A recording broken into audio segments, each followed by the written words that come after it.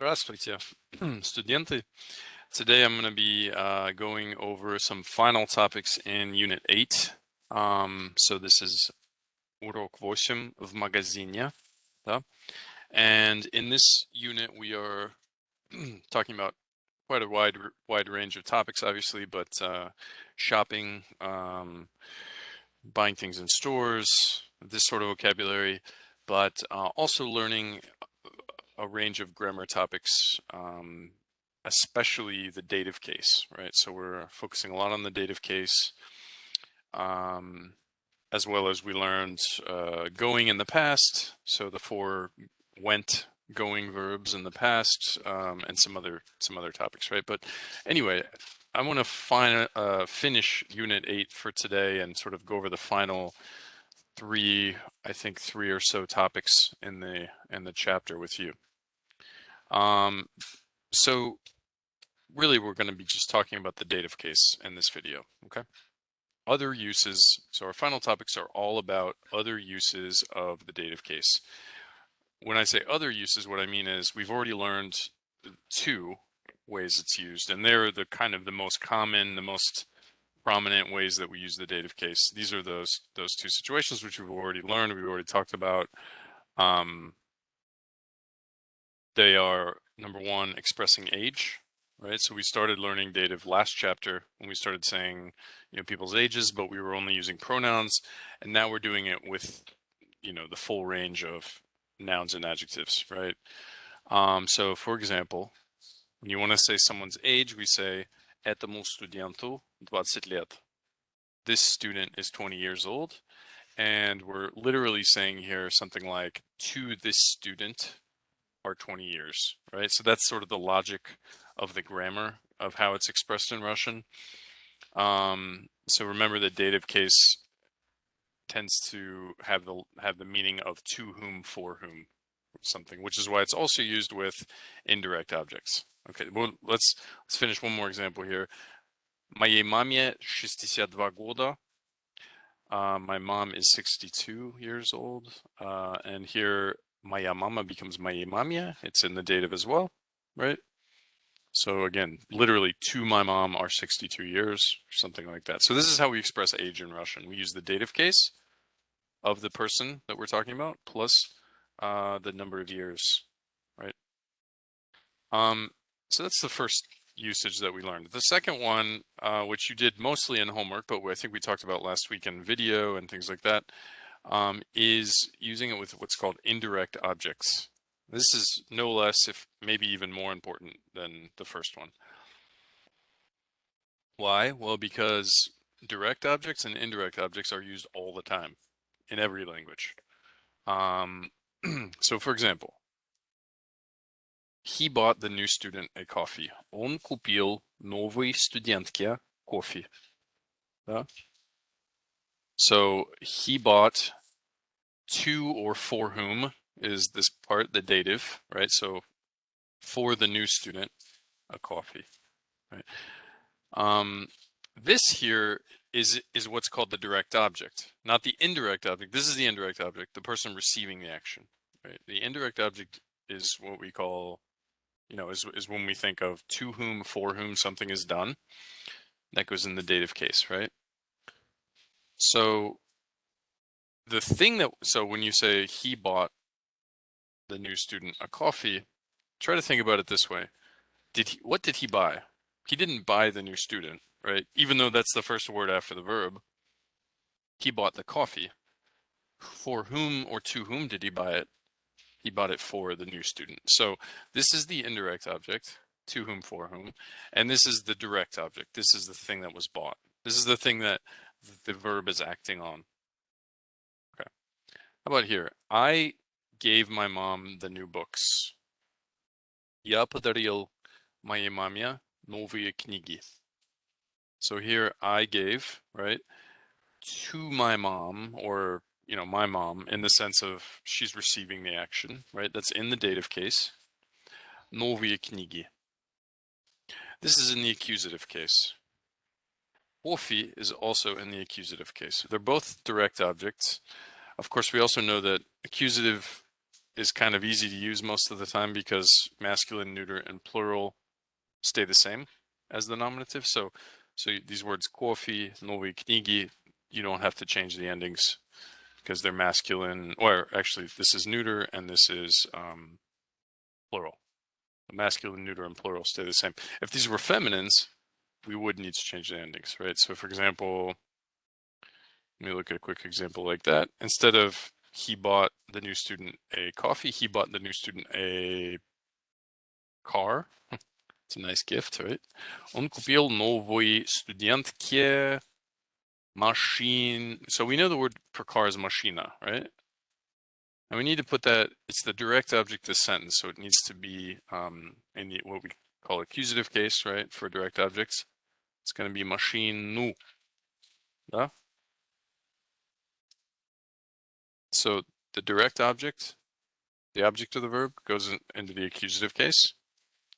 The indirect object is the person receiving the action. That goes in the dative case, right? So these are the two topics that we already know, but I just wanted to refresh our memory on that because, you know, we need more practice and reinforcement, right? Okay, also, I'm not going to spend this video going over the endings of the dative case. We've already talked about that, but I definitely would encourage you to give it one more go through of studying those because so this is on page 291, 292 in the chapter. So let's take a look at that. So these charts, right? This is where we get all of our endings. And it's easy to kind of look at these charts and throw your hands up and be like, oh, it's too much, it's overwhelming, right? But really take the time to, it's really not too overwhelming if you are patient and look through it carefully, right? So this is the noun chart, and on the next page is the adjective chart, right? And then they have the special modifier chart. Well, those are kind of like adjectives. They get similar, you know, endings as adjectives, but they're like, you know, my, your, our. So, you know, they're what we call special modifiers, but they get things that are either the same as adjectives or very similar, right? So it's worth, you know, obviously we need to look those over, but it's not like we have to learn a whole nother chart of endings because they're pretty similar or the same as the adjectives. Okay, so if we look at the nouns, we have masculines and neuter nouns go to u and u. So like a word like jornal, jornalu. Masculines and neuters. So you always is the standard. As always, when we have a case ending, we have this. Oh, there's a thunderstorm going on. Sorry, guys.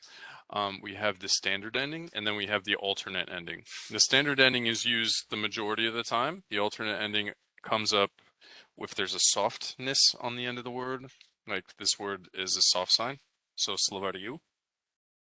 Or if there's a spelling rule involved, which in this example there are no spelling rules that apply, so that's not this situation. But there are on the adjectives, and we'll talk about that in a little bit. Okay. So anyway, masculine neuter uyu. Feminines, feminines usually end in a, right? Like shkola. They drop the a and add ye. So shkola becomes shkolia for dative. So for example, let's just see, how do we apply something like this? Well, okay, say you wanted to say the school is 5 years old. It's a new school. This school, этой школе 5 лет. So here we're putting, this means this school is 5 years old. We say things like that, right? So not only people do we talk about age, but also, you know, buildings, institutions, any number of things, houses, restaurants, right? So here we're taking the phrase эта школа, this school, and we're putting it in the dative because we're using age here. So literally to this school are 5 years, right? This school is 5 years old. So that's how we use dative case. That's one of the ways we use dative case. Okay, so feminine, yeah, and e. Those are the two endings. 90% of them are going to be yeah. There's a few that are e, such as words ending in soft sign. Тетрадь becomes тетради. Or words ending in ia. Remember, that's always this kind of special category of words like California, India, Россия. Here's a word, версия, version, right? Becomes версии. So EE. All those EE words very often go to EE in a number of cases, right? So anyway, U, you, ye, E for feminine, and then plurals are yam. So remember, any singular word can be made plural, right? So we could say journal, but we can also say plural journali. So instead of saying the journal, we're saying the journals, right? So if we say the journals, in other words, we're talking about plural, we're going to use yam for the dative. Школа, школам. Muzej, muzejam. So that one is soft. Slavar, also soft. Slavariam. Okay. So, u, you, ye, I, yam. Okay. Just a quick refresher on the endings, but you know, with things like this, it really helps to do a lot of exercises, write them out multiple times, flashcards, you know, whatever study techniques work for you. Wow, it's really a downpour outside. Crazy storm. Okay, now dative adjectives. So we need to know nouns, but we need to know adjectives too, right? So go ahead and hit pause here. Read these out, refresh your memory. Okay, now that you've done that, you know, you can see here masculines and neuters are olmu, yemo. So olmu's the standard, yemo's the alternate.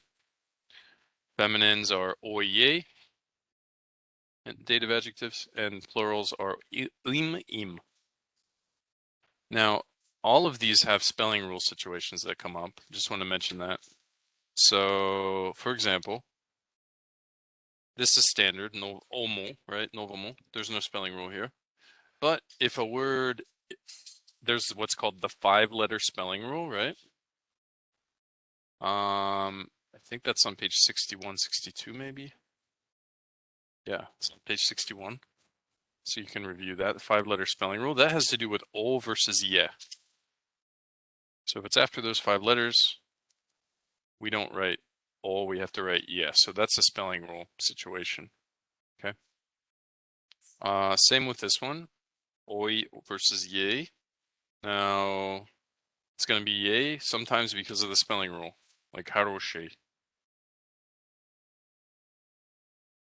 And then im versus im. That's either because of softness or again because of not the 5-letter spelling rule, but the one we know a little bit better, I think, is the 7-letter spelling rule. That's ui versus e, right? So here, like haroshim, because of the 7-letter spelling rule. Instead of ui, we write e. Okay, so again, this is how Russian, you know, or any language, it builds on itself. So if you're rusty on some of those topics, always flip back, spend a few minutes to, you know, refresh your memory, because if you don't know the basics, then moving on to the next topic that kind of builds on it is, you know, it becomes very difficult, right? Okay. So that was our little review of things we should already know by now. But I did want to spend a little bit of time on that. Okay, so let's look at other uses of the dative case. So this is really, we're getting into the new stuff now. Okay, so there's 3 things we're going to talk about today. Actually, really just 2 we're going to focus on. So one is called expressing necessity. This is saying something like "Мне надо идти," or "Тебе надо тебе надо купить новые туфли." This means I need to go. I need to go. In other words, anytime we want to say need to or must, have to, In other words, necessity, right? Saying you have to do something, you need to do something. We're gonna use dative case, and we're gonna use these two words, нужно and надо. Нужно and надо, which mean need or necessity. Okay, so let's look at how the book breaks this down. They'll do it a little bit clearer. So hold on one second. So again, we're gonna say, okay, let's look at the book. This is on page. There are, by the way, a couple of other uses of the dative case, like there's the preposition pol. So take a look at that. It's not going to be a major focus for us, but whenever we use the preposition pol in Russian, we're using that with the dative case. We've actually been doing that already. So we've been saying things like по национальности, by nationality, or по профессии, by profession. These are dative, like after the pol, we use dative. So национальность becomes национальности. Профессия becomes профессии. So we've been using dative without realizing it after this preposition pol. It also is used when you say things like a course, like a university course about a subject, or a book about a subject. So for example, do you have books about art? Книги по искусству. So there, искусство goes into the dative case because it comes after pol. Okay. There's a very intense thunderstorm happening. Okay, so spend a few minutes just reviewing that to make sure that makes some sense to you. Okay. Now, we're not going to focus on that too much right now. We're going to focus on these final two topics: expressing necessity, because this is used all the time in Russian. It's very, very important to start understanding how to use this, and then finally, this verb nравится, which means to like. They both use dative case. Okay. So Russian has no commonly used verb for to need. So in English, we use a verb. I need, you need, right? We needed. But in Russian, instead of using a verb in that way, so instead use надо or нужно, which mean it is necessary. These are both synonyms. Okay. You can use either one. They both mean it's necessary. And you use them with the dative case. So it looks something like this. Этому студенту нужно or надо работать. Which means this student needs to work. But literally, I always think it's useful to break things down, like literally what's being said here. Literally, to this student, it is necessary to work. So that's the way this is expressed in Russian, like the necessity. Dative case, to whom, for whom, something is necessary, plus usually it's going to be a verb here. So for example, you could say мне, to me, надо идти. To me, it's necessary to go. In other words, I need to go. That's the best. That's how we say I need to go in Russian. Тебе надо купить туфли. You need, to you, it's necessary to buy shoes. In other words, you need to buy shoes. Maybe you have holes in your shoes or whatever. So when we talk about saying I need to, you need to, one needs to, it's what we call expressing necessity. We're going to use these two words, надо, повторите, пожалуйста, надо, or нужно. And again, they're synonyms, so you can, pretty interchangeable. There is one important distinction between them that we'll talk about later. But for now, for all our purposes now, they're pretty interchangeable. Okay. So let's look what else the book says. When context makes clear who must do something, or when we mean that in general one must do something, we can leave out the dative part. For example, на экзамене надо знать все. On the exam, it's necessary to know everything. So this little caveat here is just saying that if you're making a generalized statement, not that like I need to or you need to specifically, but everyone needs to, or it's necessary for everyone, right? Then the dative part of the sentence is sometimes dropped out. So like in this sentence, you'll see there's no person that it's referring to, right? It just says on the exam, it's necessary to know everything. Now, to whom, for whom it's necessary, it doesn't specify because that part isn't written here. But I think it's understood that everyone, like if we were going to insert a word here, it would be in the dative case, it would be всем. It would be everyone needs to, right? So anyway, the point is that these are like these sort of phrases you can where you say, you know, everyone needs to do something, or it's, you know, you the general you needs to do something. Often the dative part specifying who is left out of that. So anyway, I just want to mention that. Using the nominative with nada and нужно is a serious error. So we never say я надо, I need, right? We have to say dative, мне надо. To me, it's necessary.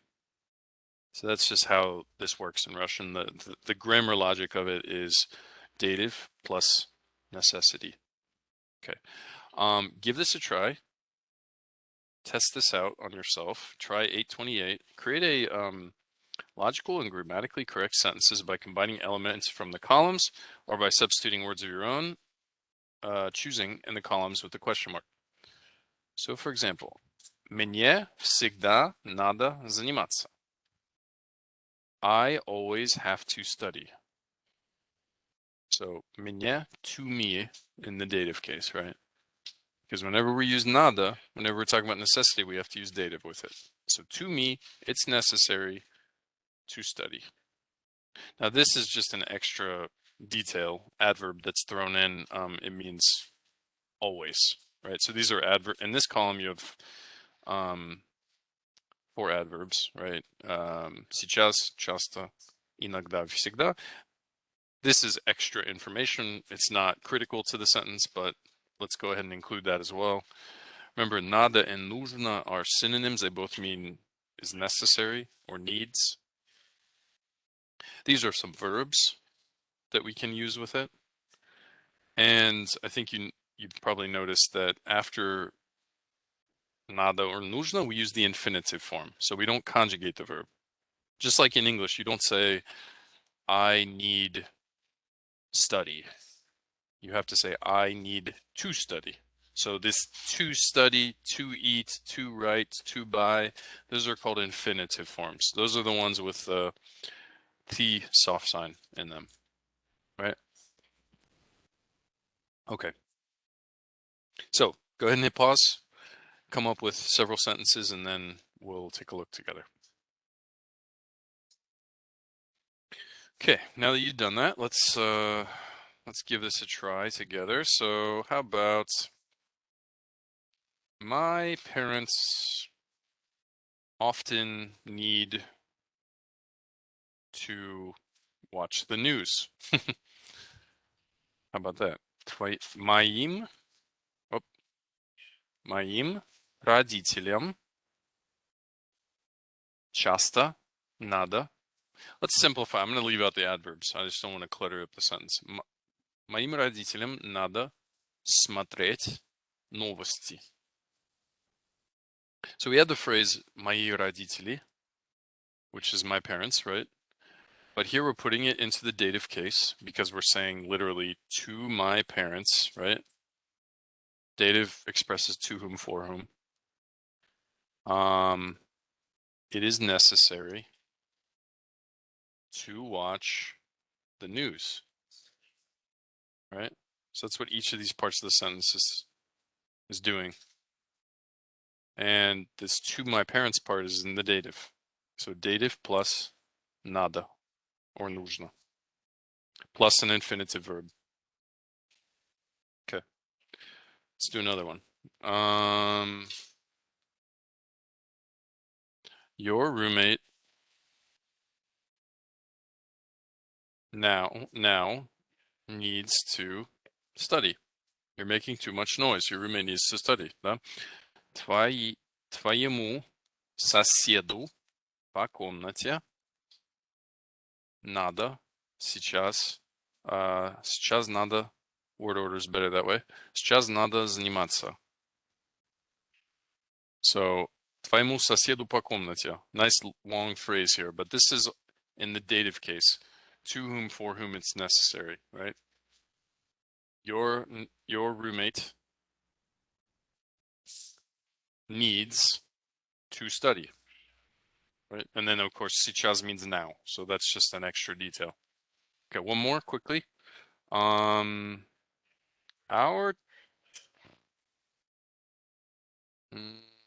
teacher sometimes needs to work. Нашему преподавателю иногда нужно работать. Okay, so we have the phrase наш преподаватель, our teacher. It's masculine, right? The endings that it needs are here in the dative. Нашему преподавателю. Of course, this has a soft sign on the end, so we know it needs to get the soft version, right? So it's you instead of у. So нашему преподавателю иногда, sometimes, needs or is necessary, нужно. Remember these, you can use either one, надо, нужно, plus an infinitive verb, работать. Okay. Okay, so I think hopefully you got a handle on that. Now, one more thing I'll say quickly is that there's also this second topic of related topic, and I'm not going to spend a lot of time on it now, but please read this carefully. Instead of saying надо or нужно, right? Need or it is necessary, right? These are adverbs that work with the dative case. Надо, нужно. There are a couple other adverbs that work in a very similar way that are also very useful and important. So можно and невозможно. There's one. Is нельзя get in here? Sorry, one second, guys. And in fact, there are several more, but these are two of the most important ones. So можно means you can or it is allowed, right?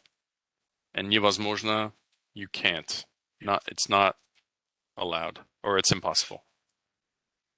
Okay. So exact same grammar logic is used here. So dative case plus можно or невозможно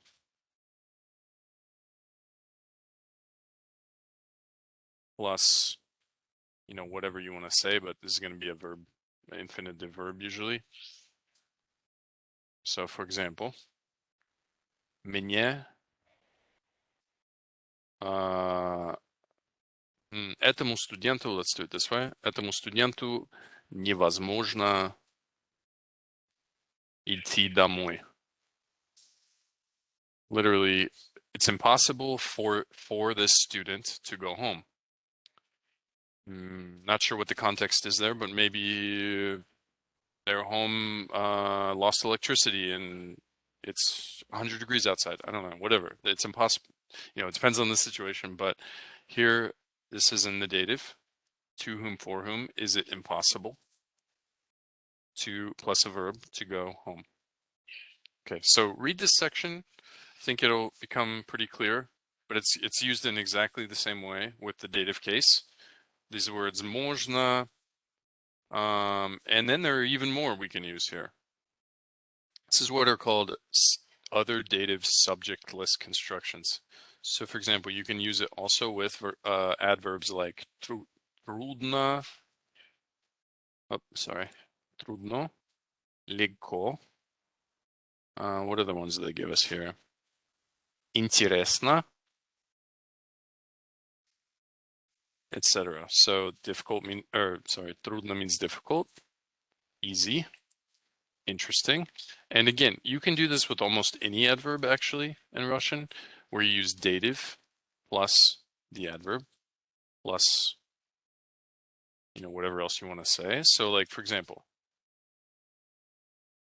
it's difficult for me, мне трудно говорить по-китайски.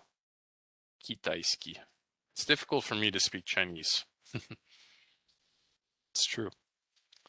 So to me, literally, it is difficult to speak in Chinese, right? So, but I know that sounds a little clunky when you translate it word for word like that, but more smooth translation, more natural would be it's hard for me to speak Chinese, something like that. Right? Instead of saying to me it is difficult, right? That sounds awkward. Anyway, that's how these things are expressed in Russian. Dative plus an adverb and so on. Of course, the most important thing we're focusing on here is nada and нужно, expressing necessity, but we also want to start to be able to use some of these other adverbs a little bit, like it's possible, it's impossible, it's difficult, it's easy, it's interesting, and they're all used in the same way. For example, тебе интересно слушать этот курс? Is it interesting? Do you find it interesting to take this course at the university that you're taking, right? Literally, to you, is it interesting to listen to this course or to take this course? Okay, so that's how these dative adverb phrases work. And again, the most important thing for us for now is going to be expressing necessity. We want to be able to say nada and нужно. I need to, you need to, etc. Okay.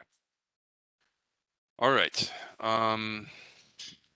Last topic that we're going to do quickly in the last 5-10 minutes here is the verb nравится. Verb nравится, which means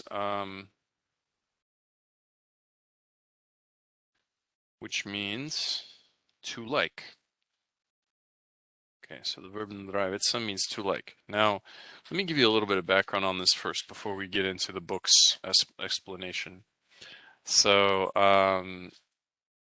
this is the final chapter, or the final topic in the chapter, right? We have already learned the verb любить, which means literally to love. But it can basically mean to love or to like. Любить. It's a little bit of a stronger verb, right? Nравится is a little bit softer or a little bit more neutral. It's not as strong.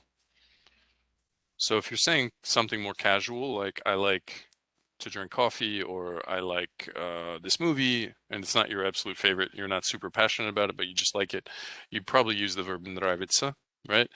But if, a little bit stronger, and you'd probably use the word любить. But another thing about this that's really important is that любить uses, the grammar is very different between these two verbs. Любить uses a direct object. So любить что? To like, to love what? And the thing that you like or love is in the accusative case because it's the direct object. So for example, я люблю эту книгу. Он любит мою собаку. He likes my dog, right? But the verb нравится, to like, it's often a synonym with любить, but it's less strong in meaning, as we said. But the key thing is it uses the dative case. So that's why we're just now learning it, because we didn't know the dative case until now fully, right? So for example, моему брату нравится эта книга. This means my brother likes this book. I know this translation is a little clunky sounding. Literally, it says something like, this book is liked or is pleasing to my brother. Okay, we'll come back to that, how that grammar works. But a key thing with this verb, nравится, is the person doing the liking goes into the dative, and the thing being liked is in the nominative. And the verb actually agrees with the thing being liked.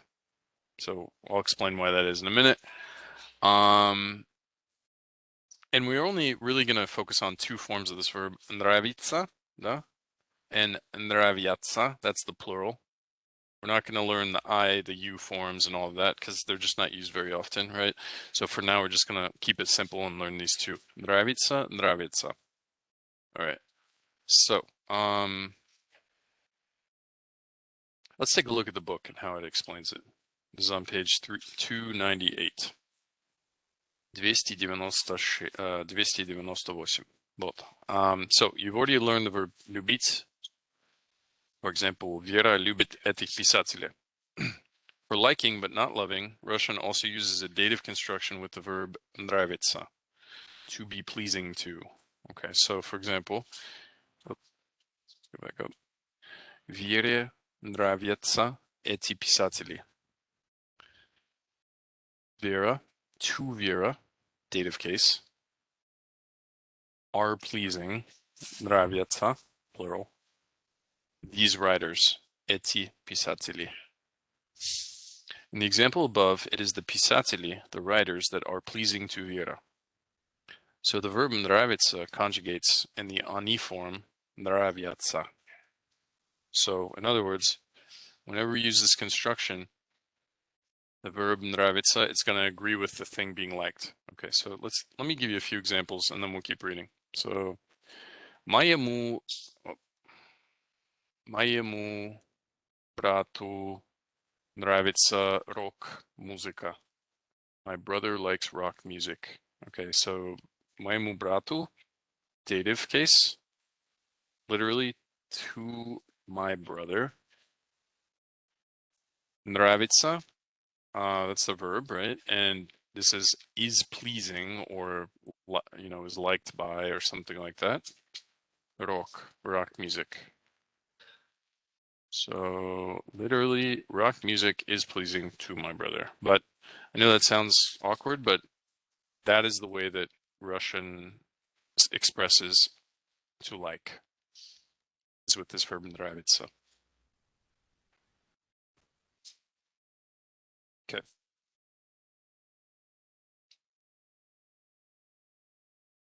Look at these examples, paying attention to the form of nравится and to who or what is doing the pleasing. Okay.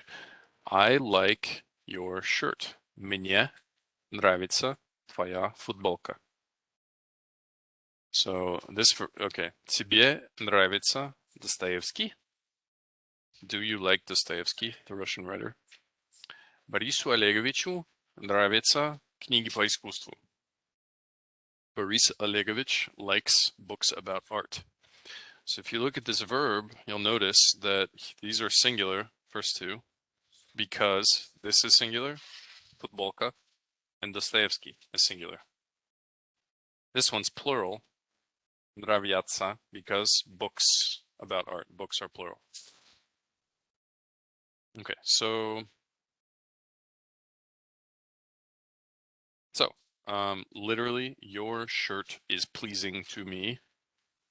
Is Dostoevsky pleasing to you? Are books about art pleasing to Boris Olegovich?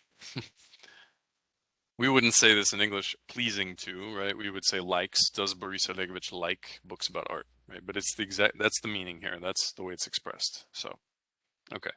All right. Give this a try with 830. All right. And then we will see what you came up with. Okay, now that you've done that, let's just give a few examples. So in the way the model of this exercise is, they're saying to ask the question, does someone like something? And then answer, yes, they like it, or no, they don't like it. So how about, does your sister like Russian literature? Твоей сестре нравится русская литература? So the first column goes into the dative. This is, who is doing the liking, right? So твоя сестра. becomes твоей сестре, right? Likes, right? And then this third column stays in the nominative case because it's actually the subject of the sentence. It's the thing pleasing, doing the pleasing. So Russian literature is pleasing to your sister, right? In other words, your sister likes Russian literature. Does your sister like Russian literature? Твоей сестре нравится русская литература? Да, нравится. Or you could have said, нет, не нравится. No, she doesn't like it, or yes, she likes it. Okay. How about, do you all like these green gloves? Вам нравятся эти зеленые перчатки? So вам is we, right? And we need to put it in the dative. So to you all, нравится plural because green gloves is plural. And this column stays in the nominative, so these green gloves doesn't change. Эти зеленые перчатки нравятся вам. Okay. So I hope this is clicking for you and making sense. 831 is a really, really good exercise. Strongly encourage you to do that. It's kind of an overall dative review, not just for the verb nравится or necessity, but all of them all mixed together. So go ahead and look through that and basically find the words in the paragraph that are in the dative and explain why the dative is used in each instance. So sometimes it's the age, sometimes it's an indirect object, sometimes it's the verb nравится, to like, sometimes it's necessity, right? So find each one and see if you can figure out, which words are in dative and in each sentence why they're in dative. Okay, that's it for now. So hope this was useful. Reach out with any questions that you might have.